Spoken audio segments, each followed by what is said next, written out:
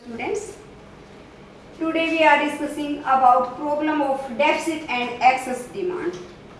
तो इस जो टॉपिक है उसको जब हमने full employment equilibrium, under employment equilibrium and over full employment equilibrium किया था तब भी कंसीडर किया था, लेकिन आज अलग से एक टॉपिक के रूप में हम इसको कर रहे हैं।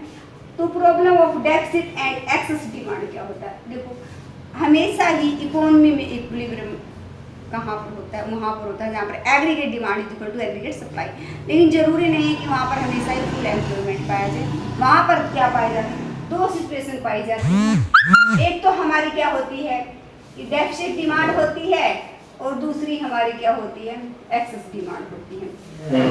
इन दो सिचुएशन को हम टू अप्रोचेज से समझ सकते हैं। वो टू अप्रोचेज कौन सी हैं? पहली हमारी है aggregate demand and aggregate supply approach, दूसरी है हमारी एक्चुअल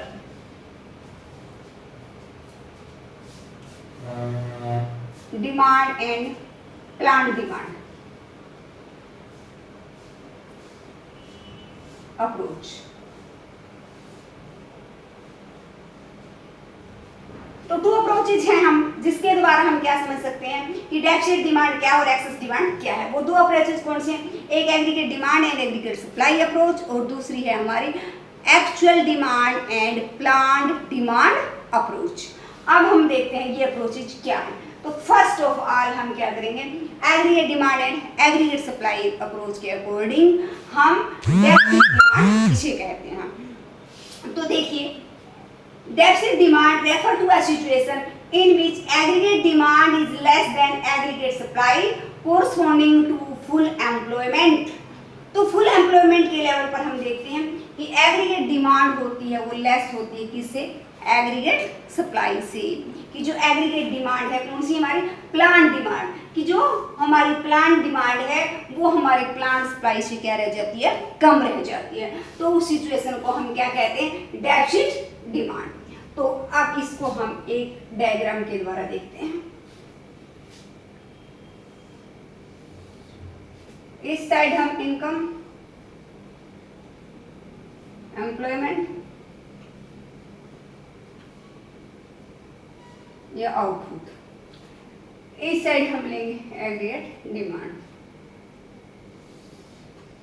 तो ये इनकम या एग्रीगेट सप्लाई करो जिसको हमने बोल दिया, जो ओरिजिन से स्टार्ट होता है और 45 डिग्री के एंगल्स पर चलते हैं। इस साइड हो गई। अब ये क्या है हमारी एडीएफ, एग्रीगेट डिमांड है फुल एम्प्लॉयमेंट डिमांड। तो यहाँ पर रिसोर्सेज को क्या है? फुली एम्प्लॉयड है। ओवाई जो इनकम का लेवल है उस पर जितने भी इकोनॉमी के रिसोर्सेज हैं वो फुली एम्प्लॉयड हैं। तो इसका मतलब क्या है? जो विलिंगली एट द जो प्रीवेलिंग वेज रेट है, एट द प्रीवेलिंग है उस पर जो काम करने की विलिंग थे उन सभी को क्या मिला हुआ? काम मिला हुआ है। तो इसमें हमने वॉलंटरी जो काम नहीं करना चाहते उसको शामिल नहीं किया, लेकिन इनवॉलंटरी जो इच्छा के विरुद्ध बेरोजगार हैं उन लोगों को हम शामिल करते हैं। यहाँ पर कोई भी व्यक्ति इच्छा के विरुद्ध बेरोजगार नहीं है। जो भी काम करना चाहते थे मजदूरी की वर्तमान दर पर उन सभी को क्या मिला हुआ है? काम मिला हुआ है। तो ये फुल एम्प्लॉयमेंट। अब लेकिन ये हमारी डेफिसिट डिमांड है, हमारी एग्रीगेट डिमांड क्या रह जाती है? ये है हमारी aggregate demand F, full employment, aggregate demand you, under employment की पूर्ण रोजगार से एग्रीगेट डिमांड क्या रह जाती है? कम रह जाती है। तो यहाँ देखो OI, तो यहाँ पर इतने जो रिसोर्सेज हैं वो क्या हैं? अनैच्छिक रूप से बेरोजगार हैं।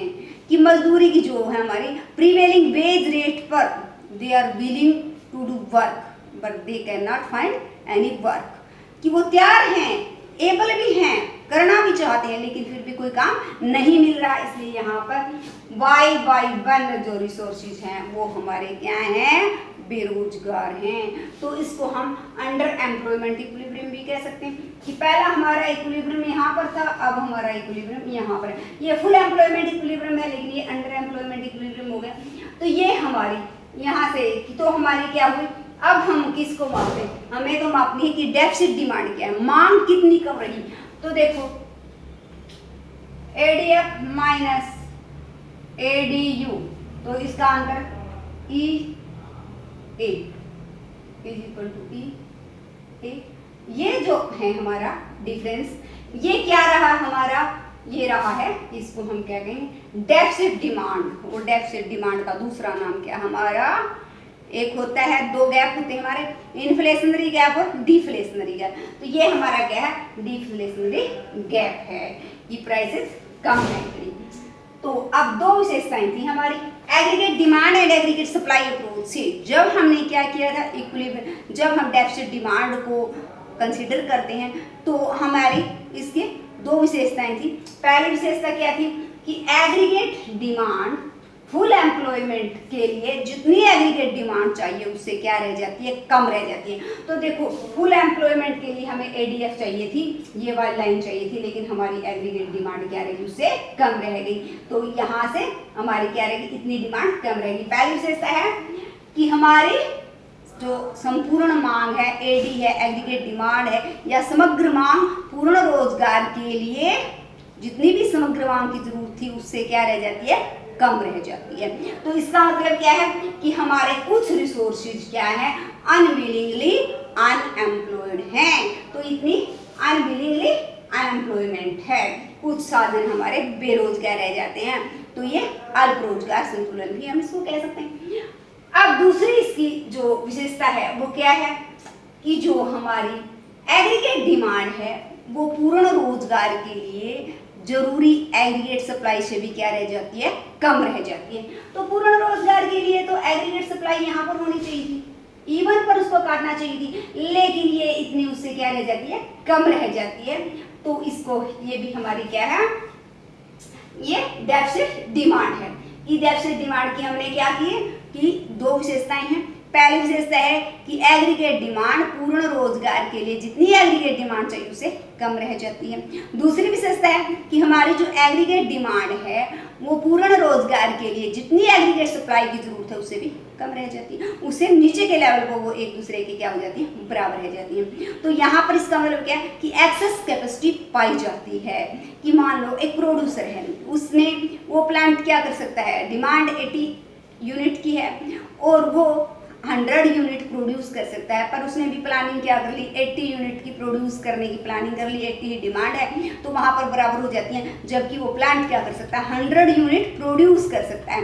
तो यहाँ पर इतने हम कह सकते हैं कि एक्सेस कैपेसिटी है इस प्लांट में। तो ये हमारी क्या है, डेफिसिट डिमांड। तो अगला जो हमारा है, ये तो हमारी फर्स्ट अप्रोच हुई है। सेकंड अप्रोच हमारी क्या कहती है,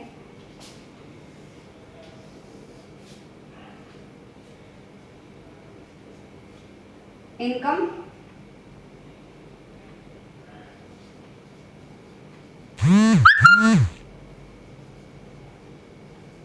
एम्प्लॉयमेंट या आउटपुट।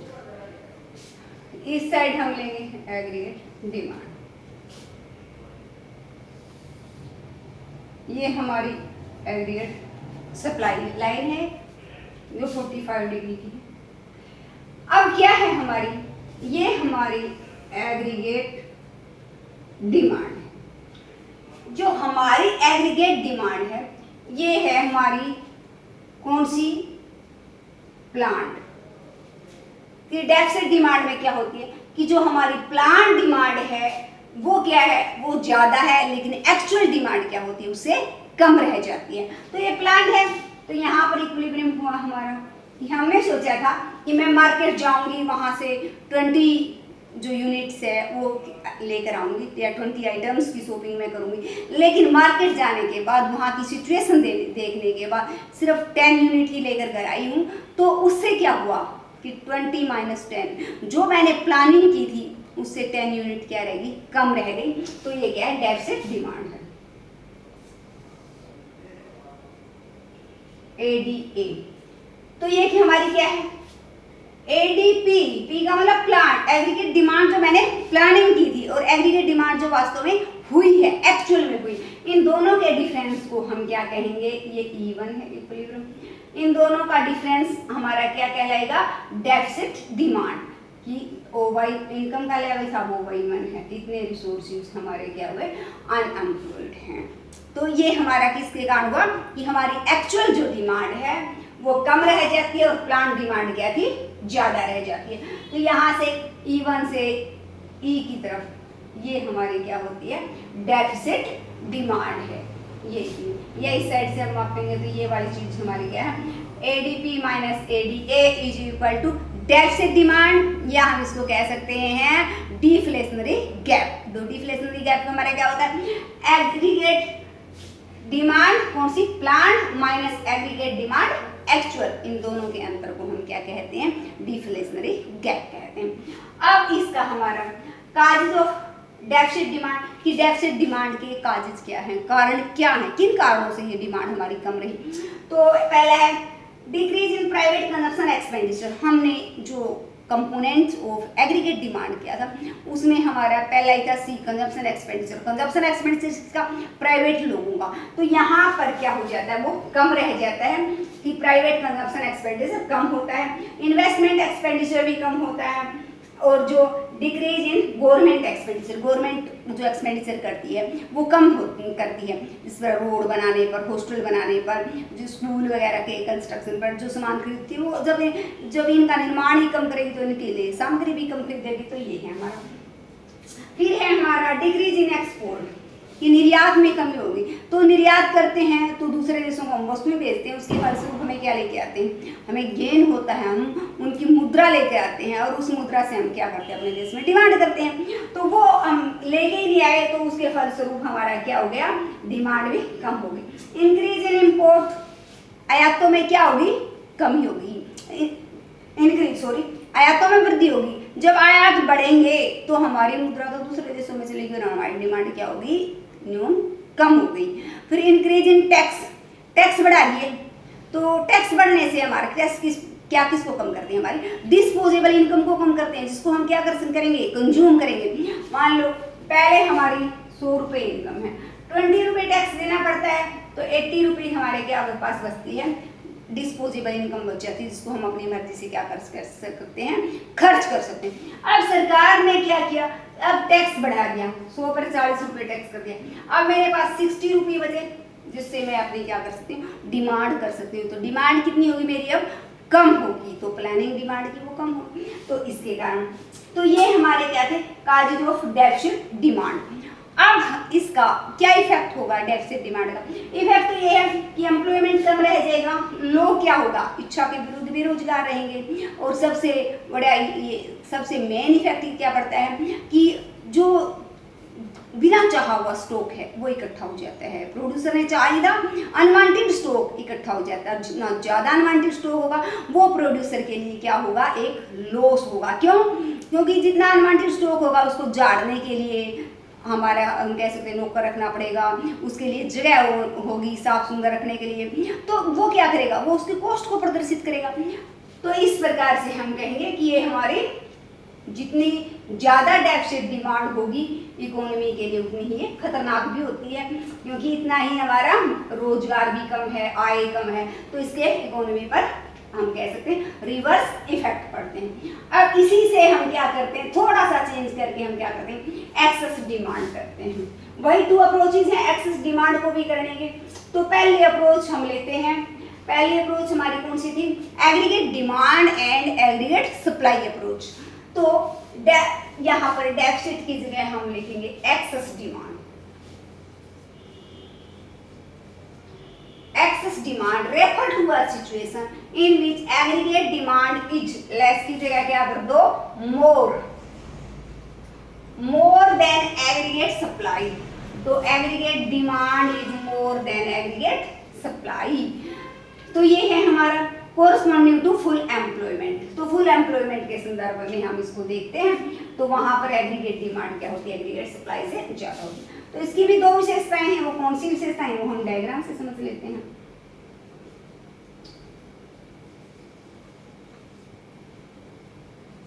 एम्प्लॉयमेंट,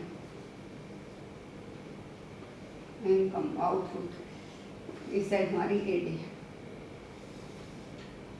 ये हमारी एएस या वाई है, एडीएफ है, ये फुल एम्प्लॉयमेंट की है। तो ये हमारा इक्विलिब्रियम लेवल था, ये ओ वाई हमारी इनकम निर्धारित होगी। अब ये हमारा E1 है, ओ वाई 1 हमारी इनकम निर्धारित होगी। देखो अब क्या हुआ हमारा कि जो फुल एम्प्लॉयमेंट लेवल हम पहले ही प्राप्त कर चुके थे, इसका मतलब सिर्फ प्रोडक्शन तो बढ़ेगा ही नहीं, क्योंकि पूर्ण रोजगार को हम प्राप्त कर चुके हैं। अब सिर्फ क्या बढ़ेगी, ओनली प्राइसेज बढ़ेगी, प्रोडक्शन की प्रोडक्ट इंक्रीज नहीं होगा। तो यहाँ के बाद भी जब फुल एम्प्लॉयमेंट के बाद भी किसी गुड्स की डिमांड बढ़ती है तो वो क्या करेगी, सिर्फ और सिर्फ प्राइस को इंक्रीज करेगी, हमारी सप्लाई को इंक्रीज नहीं करेगी।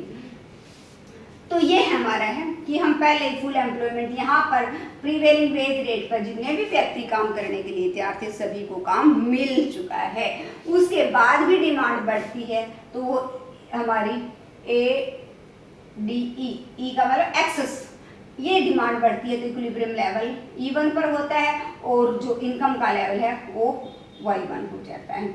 तो यहाँ पर जो है हमारी क्या कैपेसिटी है और कुछ प्रोड्यूस करने की नहीं, पहले ही हम फुली एम्प्लॉयड हैं तो यहाँ पर कोई कैपेसिटी नहीं बची हुई। तो ये हमारा क्या है, फुल एम्प्लॉयमेंट लेवल हम पहले कर चुके हैं। तो ये जो है हमारा इन दोनों का अंतर क्या है, E1 T कर लो, ये इन्फ्लेशनरी टर्म है कि इतनी सिर्फ क्या बढ़ी है, हमारी कीमतें बढ़ी है, प्रोडक्शन नहीं बढ़ा है। तो यहाँ पर फुली एम्प्लॉयड थे, उसके बाद भी यदि हमारी एग्रीगेट डिमांड बढ़ती है तो सिर्फ प्राइस बढ़ती है। तो ये एक्सेस डिमांड है E1T, और इस एक्सेस डिमांड को हम क्या कह सकते हैं, इन्फ्लेशनरी गैप का नाम भी दे सकते हैं। तो यहाँ पर हमारी एग्रीगेट जो है हमारी एक्सेस डिमांड है उसकी दो विशेषताएं हैं। तो एक तो हमारी क्या है कि जो हमारी एग्रीगेट डिमांड है वो पूर्ण रोजगार के लिए जितनी एग्रीगेट डिमांड की रिक्वायरमेंट थी उससे भी ज़्यादा हो जाती है। तो इतनी रिक्वायरमेंट थी पूर्ण रोजगार के लिए, लेकिन डिमांड इतनी हो गई, एडीएफ की जरूरत थी, हमें इस लाइन की जरूरत थी, इतनी हो गई, तो ये हमारी क्या होगी, एक्सेस डिमांड को। दूसरी विशेषता क्या है कि एग्रीगेट डिमांड पूर्ण रोजगार के लिए जितनी एग्रीगेट सप्लाई की जरूरत थी उससे भी क्या हो जाती है, ज़्यादा हो जाती है। एग्रीगेट सप्लाई अगर वो यहाँ पर काटती है वो तो उससे भी ज़्यादा होगी। तो इस प्रकार से ये दो विशेषताएं हैं इसकी। तो यहाँ पर हमारी क्या है, ये है एक्सेस सप्लाई। तो यहाँ पर प्लांट पहले ही क्या कर चुका है, अपने साधनों को फुली यूटिलाइज कर चुका है, तो कोई एक्सेस कैपेसिटी प्लांट में अब नहीं है। तो ये सिर्फ बढ़ी हुई कीमतों को दर्शा रहा। अब दूसरा जो हमारी थी अप्रोच थी वो थी एक्चुअल एंड प्लांट डिमांड।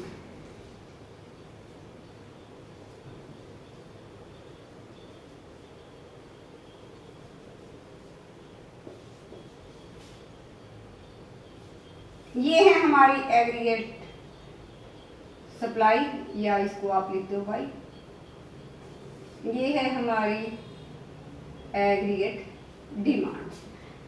अब हमारी क्या है, एक ये एग्रीगेट डिमांड, यहाँ पर ई पॉइंट ऑफ इक्विलिब्रियम है, OY1 रिसोर्सेज को रोजगार मिला हुआ, यहाँ पर E1 है, OY1 को मिला हुआ। अब दो डिमांड करो बनाई, अब मैं किसके ऊपर क्या लिखूं, तो एक्सेस डिमांड में क्या होती है, यहाँ पर लिखूंगी मैं ए कि जो मेरी एक्चुअल डिमांड है वो किससे ज्यादा हो जाती है, प्लांट डिमांड से ज्यादा हो जाती है। ये मेरी plant more than my plant demand की प्लानिंग की थी कि 20 आइटम मुझे खरीदने हैं, लेकिन मार्केट की सिचुएशन देखी, ऑफर्स देखे या और जो इतनी भी सिचुएशन देखी तो वहाँ पर वस्तुएं पसंद आई, वहाँ से मैं क्या लेके आई, 40 आइटम्स लेके आई। तो मैंने प्लानिंग तो 20 की थी, मैं लेकर 40 आई हूँ, तो 20 आइटम्स मेरी क्या है, एक्सेस डिमांड है। तो ये मेरी फालतू की यहाँ से यहाँ तक जो है वो मेरी फालतू की डिमांड है, यहाँ इस तरफ से मापें तो ये E1T हमारा क्या है, इन्फ्लेशनरी गैप कहलाएगा। तो इन्फ्लेशनरी गैप क्या होता है, हमारा एक्चुअल जो डिमांड है और प्लान डिमांड है, इन दोनों का जो अंतर है उसको हम क्या कहेंगे, इन्फ्लेशनरी गैप कहेंगे। अब इसके भी क्या है, कुछ काज है, तो वो क्या है, थोड़ा सा इसको चेंज कर देंगे, जहां पर डिक्रीज शब्द था वहां पर हम क्या लगा देंगे, increase. Increase in private consumption expenditure, कि प्राइवेट लोगों ने कंजप्शन पर एक्सपेंडिचर को क्या कर दिया, इंक्रीज कर दिया, जिससे हमारी डिमांड क्या होगी, इंक्रीज हो गई। फिर ये हमारा increase in investment expenditure, investment पर भी इंक्रीज कर दिया, गवर्नमेंट एक्सपेंडिचर को भी इंक्रीज कर दिया। फिर हमारा इंक्रीज इन एक्सपोर्ट, एक्सपोर्ट को भी क्या कर दिया, इंक्रीज कर दिया, कि हमने ज्यादा वस्तुएं बनाई, दूसरे देशों में भेजी, उसके फलस्वरूप हमें फिरंगियों से क्या मिला, मनी मिली, उसको हमने मार्केट में खर्च किया, डिमांड की, तो इंक्रीज इन एक्सपोर्ट।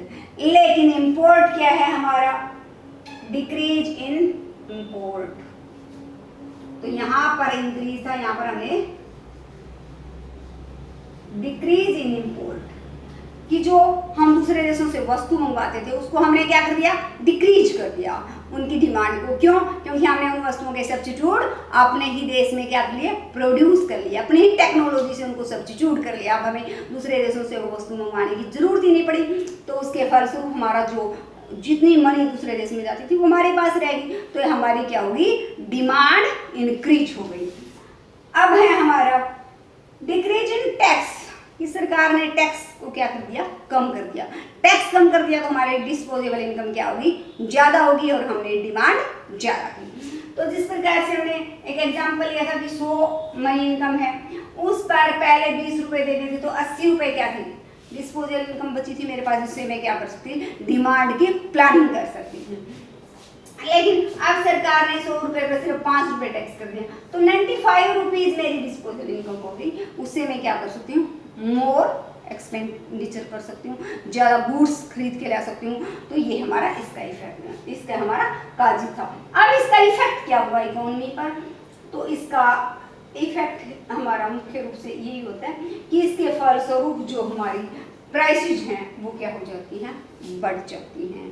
तो पता है कि फुल एम्प्लॉयमेंट है, उसके बाद लोग क्या करें, डिमांड पे डिमांड, डिमांड पे डिमांड किए जा रहे हैं, तो प्रोड्यूसर क्या कर देते हैं, उन गुड्स की जो हमारी प्राइस है वो बढ़ा देते हैं। हमने अपने दैनिक जीवन में बहुत बार देखा है कि जब डिमांड ज़्यादा हो जाती है, जिस प्रकार से हम नेट की देख लें कि अब इन दिनों में नेट की डिमांड जब ज़्यादा हो चुकी है, तो वो क्या कर देते हैं, उनकी प्राइस को इंक्रीज कर देते हैं। कि पहले क्या था, जियो ने फ्री में नेट दिया, लेकिन जब ये हो गया कि लोगों की डिमांड ज़्यादा है, अब नेट के बगैर नहीं हो सकता, तो कीमत को क्या कर दिया, इंक्रीज कर दिया।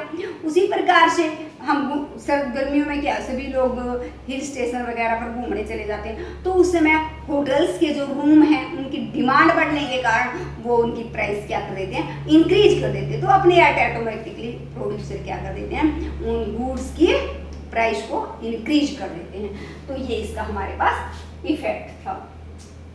तो स्टूडेंट्स, नेक्स्ट लेक्चर में हम करेंगे कि इसको कैसे इन दोनों डिमांड्स को कंट्रोल किया जा सकता है, कि डेफिसिट डिमांड को हम इंक्रीज करेंगे और एक्सेस डिमांड को हम क्या करेंगे, कम करेंगे।